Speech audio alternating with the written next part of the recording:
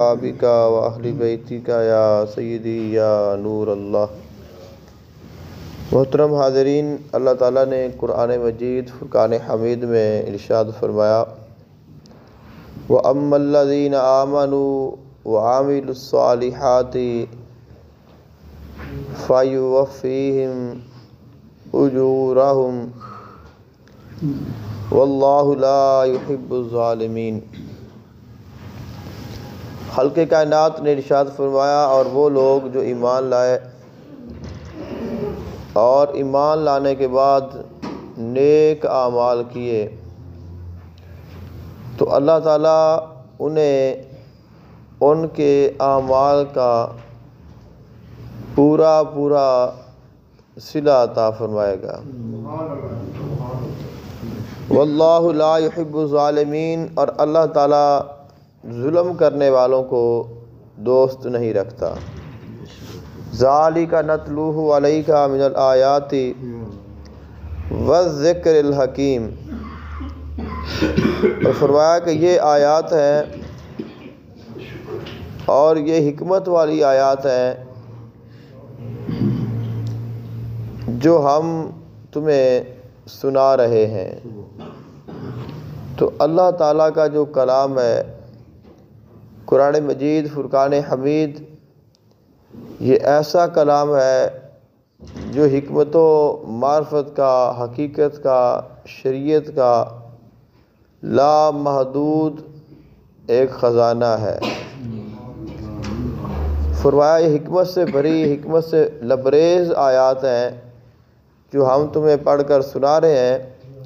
یعنی جیسے جیسے بندہ قرآن مجید کو پڑھتا جاتا ہے اور اس کو سمجھتا ہے، اس پر غور کرتا ہے، تو اللہ تعالیٰ اس کے لیے علم و حکمت کے دروازے کھولتا جاتا ہے۔ حضور اقدس عالم صلی اللہ علیہ وآلہ وسلم کا فرمان ذیشان ہے، آقا علیہ الصلوۃ والسلام نے ارشاد فرمایا، قال اللہ تعالیٰ ارشاد فرماتا ہے، ثلاثۃ انا خصمہم یوم القیامت، تین ایسے لوگ ہیں جن کا قیامت کے دن اللہ تعالیٰ مدعی بنے گا۔ مدعی کہتے ہیں دعوے دار کو۔ آپ اس چیز کو بہتر جانتے ہیں، ایک بندہ دعویٰ کرتا ہے تو جس کے خلاف دعویٰ کیا جاتا ہے اس کو مدعا علیہ بھی کہا جاتا ہے۔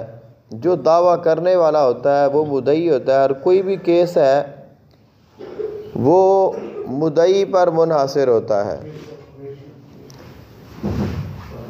قیامت کے دن اللہ تعالیٰ ارشاد فرماتا ہے، انا خصمہم یوم القیامت، تین ایسے لوگ ہیں، تین طرح کے لوگ کہ جن کا اللہ تعالیٰ خود مدعی بنے گا۔ حالانکہ آپ جانتے ہیں قیامت کے دن اللہ تعالیٰ نے فیصلہ کرنا ہے، یعنی اللہ تعالیٰ جج ہوگا قیامت کے دن کی بادشاہی کا۔ تو اگر کسی کے ساتھ جج کا تعلق ہو، واسطہ ہو، تو اس مدعی کی اہمیت آپ جان سکتے ہیں کیسی ہوتی ہے۔ تو یہ تو تعلق اور واسطہ ہے، اور اگر جج ہی کسی کا مدعی بن جائے تو پھر اس کا کیا کہنا ہے کہ جس کے ہاتھ میں انصاف ہے، جس کے ہاتھ میں ترازو ہے، اور جس کے ایک حکم پہ پوری کائنات کا نظام بدل سکتا ہے، اس ذات کا کسی کے لیے مدعی بن جانا، یہ اس بات کی اہمیت کو ظاہر کرتا ہے کہ یہ جو لوگ ہیں یہ اللہ تعالیٰ کی بارگاہ میں کتنے خاص ہیں۔ تو فرمایا ان میں سے ایک وہ شخص کہ جس نے اللہ تعالیٰ کے نام پہ کسی کے ساتھ وعدہ کیا اور پھر اس نے وہ وعدہ توڑ دیا، یعنی اللہ تعالیٰ کا نام لیا، جیسے ہم کہتے ہیں خدا گواہ ہے کہ میں اللہ تعالیٰ کو حاضر و ناظر کہہ کے اللہ تعالیٰ کے نام پہ تمہارے ساتھ عہد کرتا ہوں، لیکن جب انسان اللہ کے نام پہ عہد کرے اور پھر اس کو وفا نہ کرے تو پھر وہ جو شخص ہے جس نے وعدہ کیا اور توڑا، اس کے خلاف جس کے ساتھ وعدہ کیا گیا اللہ تعالیٰ اس کی طرف سے مدعی ہوگا۔ تو وعدہ کو توڑنا یہ کتنا اللہ تعالیٰ کی ہاں ناپسندیدہ ہے، آپ اس بات کا اندازہ لگا سکتے ہیں۔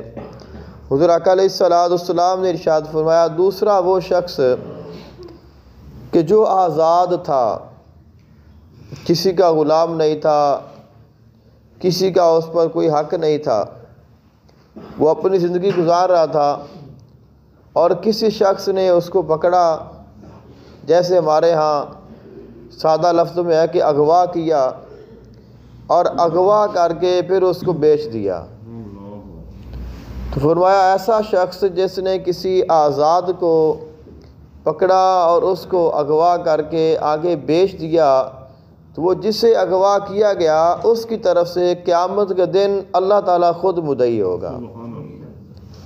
اور تیسرا شخص حضور آقا علیہ السلام نے ارشاد فرمایا کہ وہ شخص جس نے کسی کو مزدوری پر رکھا اور اس سے کام کروایا، لیکن کام تو اس نے کروا لیا لیکن اس کو اجرت نہ دی،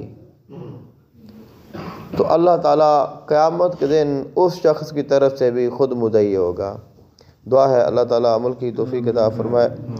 افضل کرے لا الہ